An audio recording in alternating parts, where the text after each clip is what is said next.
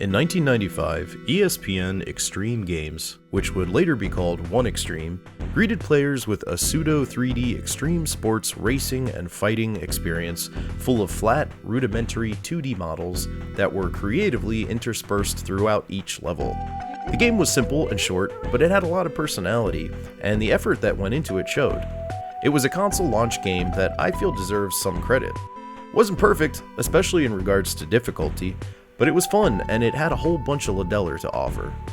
1 year later, in 1996, the sequel, 2 Extreme, was rushed out the door with some good ideas and some poor execution. It introduced a deep player stat system, and you could now do tricks to earn points.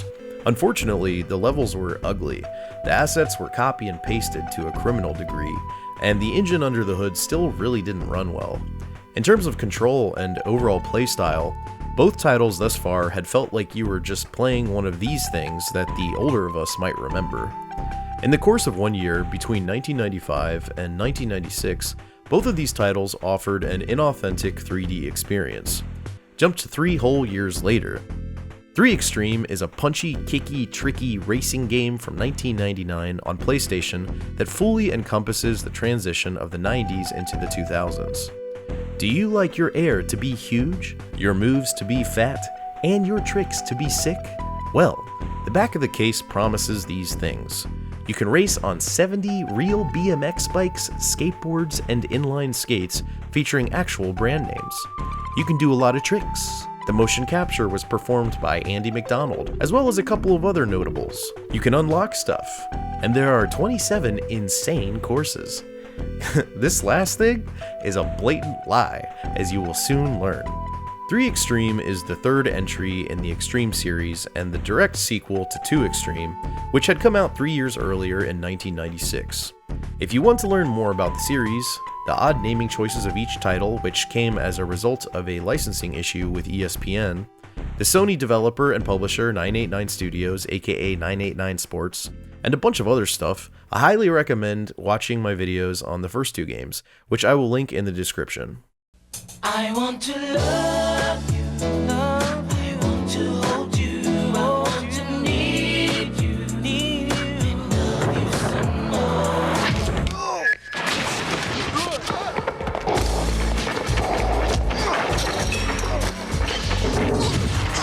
Skateboards, bikes, and blades. 3 Extreme's got everything from kick flips, grinds, and 720s to vicious punches and jabs. 989 Studios. From the 1995 release of the first game in the Extreme series to 3 Extreme, there was a span of about 4 years that Sony had to perfect the formula. It should be noted that Tony Hawk's Pro Skater came out a full 5 months after the release of 3 Extreme, and as we all know, it would overshadow every other game in the extreme sports genre. Was that fair? Was that justified? Is this game actually an HG hidden gem? No, it's not.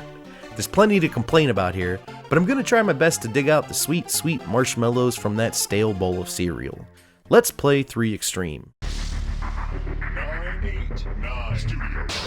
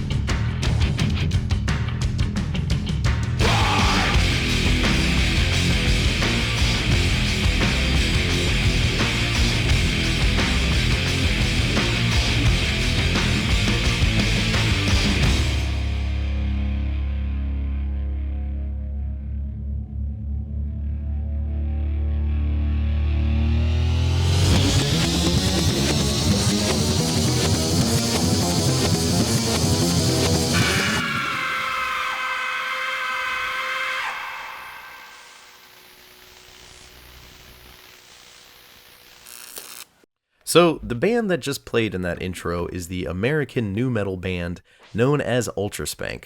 From the main menu screen here, you can actually choose to watch a video of them performing a song that totally doesn't sound anything like Down with the Sickness by Disturbed. To be fair, that album came out in 2000, so I don't know which song came first. Anyways, this is like a bunch of different performances spliced together, which can only mean that Ultraspank sat around the editor and pointed out which parts that they thought they looked coolest in. Man, these guys are sweaty. At one point, the screaming guy crowd surfs, and honestly, there are a lot of moments that are just really funny here. I guess they were around from like 1995 to 2001, and in that time they put out 2 or 3 albums.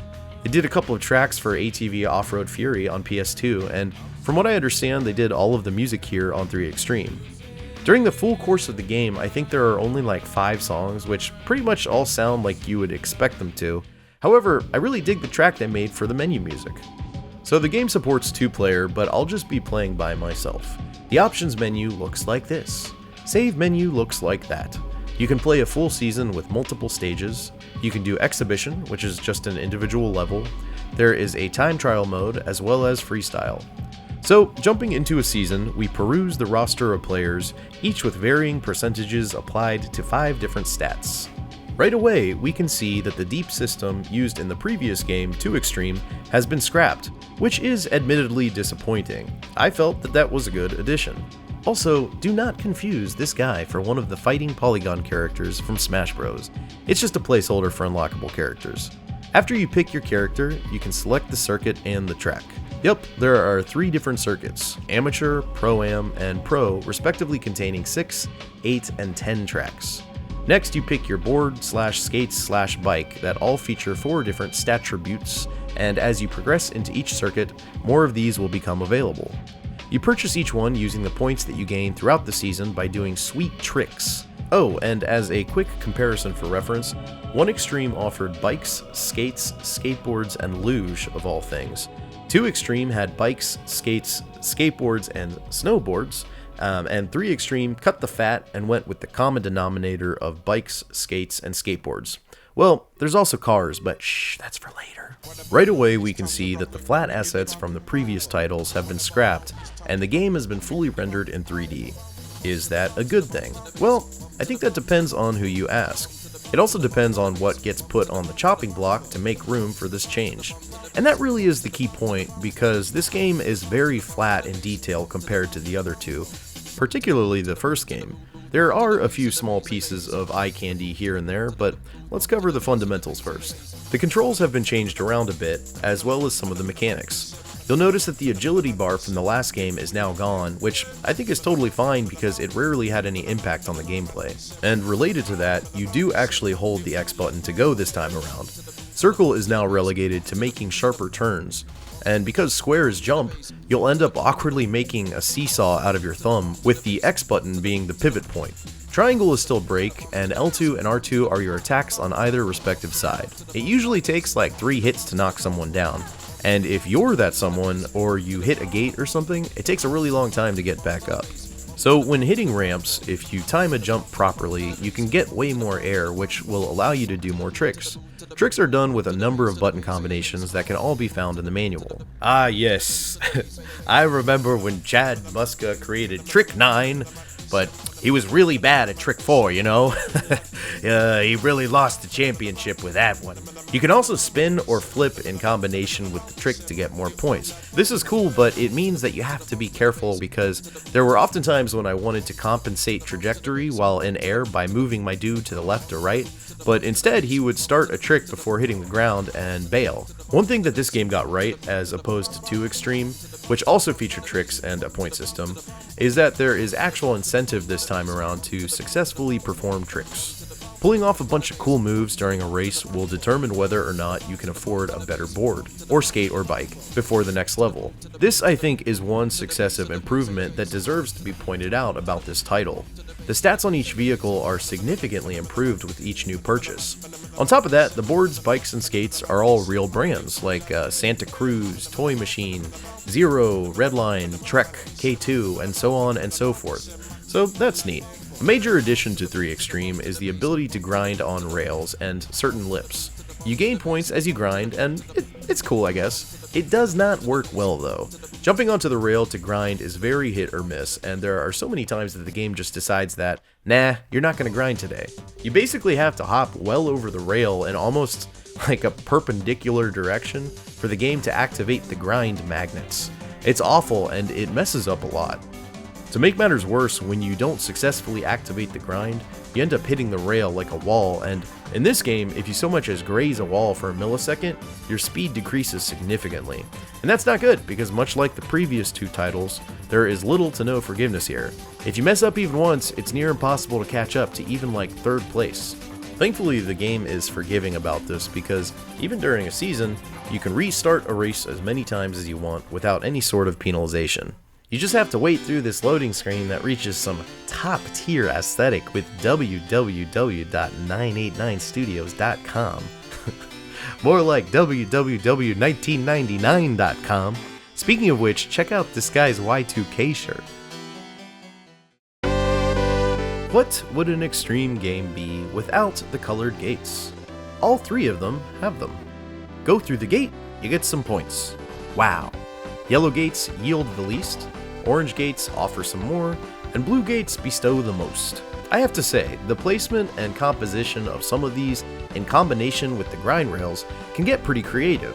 When you come across them, you'll be like, oh man, that would be so awesome if I could pull that off and go from that ramp to that rail, and then grind through those gates. It's really difficult to accomplish though. But when you do, you feel like a cool long-haired guy with pistols. It's very satisfying, but to be honest, if you are trying to actually win the race, it's better to just avoid these altogether. There's like a 5% chance that you'll actually do it, and failure just means that everyone will zoom past you. So let's complain about the levels. Both the back of the case and the old 989 website boast that there are 27 unique levels. That is a blatant lie. There are 5 levels. Well, 6 if you include the unlockable secret stage that I'll get to in a bit, but no, you just get 5 levels with varying times of day and obstacles. That's it. First, we've got Seacliff, which I think is one of the better levels. The roads are very windy, and there's crystal blue water on one side, and over the green hills there's a cabin, a lighthouse, and a nuclear plant in the background. There's a huge drawbridge that you can ramp off of. It's not bad.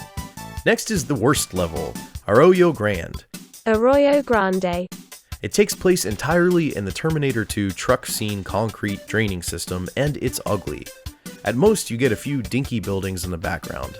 It throws a lot of stupid crap at you that requires very quick reaction time, and I swear the jump button does not register half the time. Even when I repeatedly smash square, sometimes the guy just doesn't jump over the ravine. It's really annoying. Lakeside Park is alright. There are a lot of stair sets with grind rails, and the scenery is chipper enough. There's a part where you pass a zoo with these huge Jurassic Park gates, but there isn't an animal in sight, so why did they even bother with that? It's really weird. They could have just reused the elephants from 2 Extreme, but I guess they wanted everything to be in 3D here. These 3 levels are the only ones you get during your first season playthrough, and they repeat themselves, which really isn't getting things off to a good start if you ask me. It goes Seacliff 1, Arroyo Grande 1, Lakeside Park 1, then Arroyo Grande 1 again, followed by Lakeside Park 1 again, and then Seacliff 1 again. Mind you, this is when you're first getting your bearings of the game, which means you'll likely have to repeat each individual level a large number of times. So then you finally beat the stage thinking, oh, thank God I never have to see that one again. But no, you get plumped right back in the same thing, and you'll cry and cry and cry and cry. At least I did. The other 2 stages are Aztec Island and the Metro. My opinion on these levels really could also be used to describe my feelings on the game overall. It's functional, but it's ugly. The highlights can be found in the placement of some of the obstacles and some of the cool twists and turns, but man, the environments really took a hit in my opinion. There just isn't a whole lot of character. I did appreciate the 2 secret shortcuts I found in both of these levels. This was something prevalent in 1 Extreme that 2 Extreme had all but done away with, so I was happy to see it here. Unfortunately, all 5 of these levels just get repeated with different numbers to signify slight variations. For example, with Seacliff, there's also a dusk version and a night version. I do like that they lit up the lighthouse though, that's pretty cool. Lakeside has a winter holiday themed variation with holly and red ribbons and snow, Look, these little visual twists are cute and all, but that does not justify this. These are not separate levels. Get out of here with your 27 levels. Also, and this doesn't usually bother me, but these backgrounds really are ugly. I've seen much more creative 8-bit backgrounds.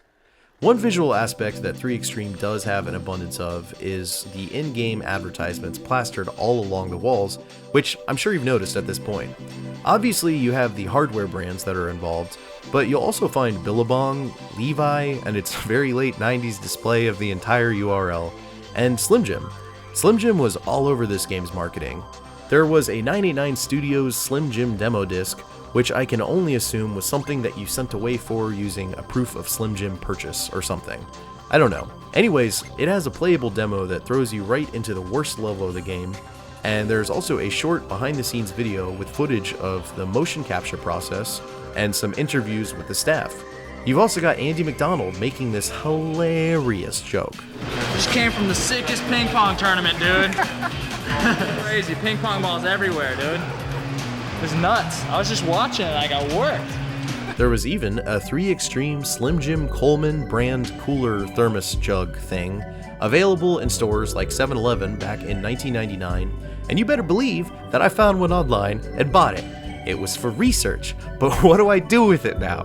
Why did I buy this? It smells weird. Some of you might remember this marketing campaign era of Slim Jim with this disturbing looking guy and his horrific Marge Simpson meat hair. Well, there's a commercial from the time on the Slim Jim demo disc, and I'm gonna make you watch the whole thing so you can feel just as sick as I do. Never had one of these before. No, don't! I think I'm gonna be sick.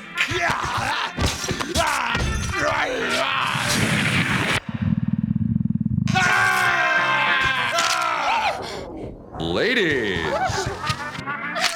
Don't worry, there's plenty of beef and spice to go round. I'd wear a turtleneck tomorrow if I were you. Not bad. Step into a Slim Jim! Ugh. Why did everyone in marketing from that era think that kids only wanted stop-motion choppy frame rate with stilted dubbing and cuts that never lasted more than half a second? By trial and countless error, I played through and beat all 3 seasons for this video, and the feeling of progression is definitely there. By taking more chances during each season and pulling off tricks when you can, or making the dangerous decision of going through gates at top speeds, you'll just barely make enough to buy the next board or whatever, and the improvements are felt, mostly in speed. I spent most of my time on the skateboard because I didn't want to play through all 3 seasons 3 times, but the difference between each vehicle types are somewhat minor. Just like the first 2 games in the series, there's a steep learning curve here in regard to the control. You have to make small adjustments with very little reaction time, and your best bet is to just memorize the levels like the NES days of old. Gates, ravines, ramps placed too closely to tight turns, rails, hidden blue gates, you name it. Upon beating the game, I was largely prepared to condemn the control and overall mechanics. I assumed that my gradual improvements in ability were solely due to the better boards I was buying. But when I realized that all my footage was messed up and I had to go back and record more, I started a whole new game. I performed quite differently on this first stage with the low stat vanilla board than I did the first time around. I smoked all the opponents and easily weaved through gates while pulling off cool tricks and spins. I even had no problem dealing with that cumbersome grind jank. So my point is that it's possible to get good at this game, which I didn't ever really feel with the other extremes. Both of these experiences never really earned my trust enough to master the playstyle, you know? It just felt like banana peels would get thrown at my feet, regardless of how much time I spent training. But here, I actually got really good at the game, and in hindsight, I enjoyed it. Upon completing all 3 seasons, you'll unlock both a playable monster character and a haunted house mansion. Wow, so random. If you did it all with a skateboard, you get Lugnut, aka Frankenstein's monster. If you did it on a bike, you get TP, aka the mummy. Get it, like poop paper? And if it was on skates, you unlock Dominique, aka the Bride of Frankenstein. The haunted house can only be played in freestyle mode, which is really lame. There's just a timer and you see how many points you can get before you hit 0. The haunted house level is actually pretty cool though. I don't know why they didn't just use it in the main game. I guess they didn't finish it, which is why you can only use it in freestyle mode because you'll never be able to reach the end. Time trial mode just has you trying to go through every single red gate placed in the level in a short amount of time. For every gate that you miss, time is added to your final score. Apparently, on 2-player, there are also green gates that the other player has to go through, so you each have your own that you have to hit. That's cool. Anyways, by playing through some of these alternate modes, you can also unlock 3 alien characters and 3 cars. That's right, cars. Tiny little cars. Let's go blue. I just put in the passwords I found on GameFAQs and had a few chuckles making the car grind on rails. In the video for 2 Extreme, I broke down the components that I felt worked in each game thus far, and I'd like to do that again here. 1 Extreme had some good level design that stayed fresh. It offered more vehicle options, but I now see that 3 Extreme takes that helm with the most. Punching and kicking felt good, the game seemed like it had at least been somewhat playtested, and the secret paths were really cool. 2 Extreme tweaked the difficulty in a much more playable way. It introduced usable items that didn't make a return here in 3 Extreme for some reason, and it had a really cool menu design. It introduced tricks, even though it wasn't done well, and it had a very deep player stat system, like surprisingly deep. 3 Extreme brings things into 3D, which not only visually improves upon the experience, but also helps to make it feel like you're actually controlling the character, as opposed to the car toy feeling in the first 2 games that I mentioned. Grinding is not done well, but it is present, and again, this came out before Tony Hawk, so it really was a period of pioneering ideas. The tricks and the points as a currency system worked alright here, but could be greatly improved upon. Also, having a house band is kind of cool in this weirdly random but cohesive way. Ultra Spank for life, I'm getting a tattoo. I could go on here, but really, what we're getting at, Sony, is where the heck is 4 Extreme? Seriously, think about it. This could easily do well. Make a modern online extreme game with crazy levels and let people race on all different boards and bikes, and they can punch and kick each other and pull off crazy stunts. Just do me a kindness, Sony. Don't just reboot it. Straight up, call it 4 Extreme. I demand this. The people demand it. Just own it, baby. I can say that there's some fun to be had here, but 3 Extreme is held back by the limitations that it imposed upon itself when shooting for a fuller 3D experience. Other PS1 racers that preceded this one offered larger experiences. The levels are dull and there's only a few of them, which really sucks because I do think there's potential here. Again though, I enjoyed the game more once I got used to it, but we all gotta start a petition for 4 Extreme, I'm serious. Anyways, thank you so much to the Patreon supporters of this channel who have showed an immense amount of patience in the last couple of months. Life happens and you get tied up, but you do what you can and when you can, and hopefully you're in love with it like I am. Also, obviously, I am still sick while recording this voiceover, and I sound like absolute garbage, so I'm sorry for that. But anyways, just be nice to people. Bye.